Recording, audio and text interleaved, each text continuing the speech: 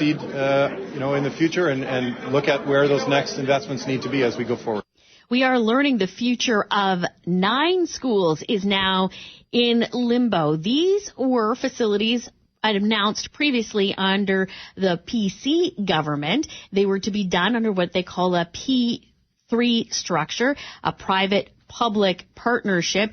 These were 2 K-8 schools for Pembina Trails, 1 K-12 in Franco, Manitoba, and that school division, 2 K-8 schools in Seven Oaks, 1 K-8 school in Brandon, a 9-12 vocational school in Beautiful Plains, a K-8 school in River East Transcona, and a 9-12 vocational school in Seine River school divisions, and many of those also included childcare centers. Now, in the budget yesterday, it provided $160 million in capital for the public education system.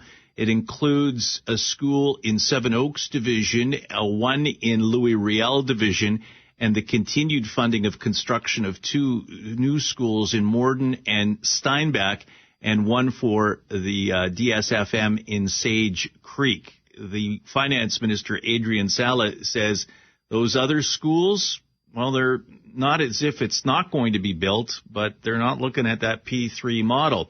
With us live on 680 CJOB is President of the School Boards Association of Manitoba. Sandy Nemeth joins us live. Sandy Nemeth, how important are these schools to the divisions and ultimately to the parents in our education system that these schools get built sooner rather than later? Well, good afternoon. Thanks for the opportunity to weigh in and provide what clarity I can. I would say that these schools are all critically important. There are many school divisions in the city that are growing rapidly, attracting newcomer families, but also just expanding in new neighborhoods and new developments. So for parents to stress over whether there is going to be a seat for their child, whether starting, in the public education system in kindergarten or already ensconced and just watching the population of the school grow, that is stress that is, it needs to be navigated, but it needs to be alleviated. School boards have been calling for new schools for quite some time. So the idea that there is a further pause is worrisome.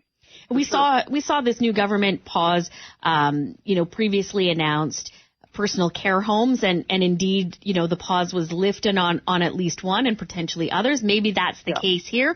So we don't know if they're looking at whether the formulas are right for the right number of people and the right number of seats for the right number of schools, or if they're concerned about that P3 model. Has your organization landed on whether you like those private-public partnerships, or is it all just give us the building?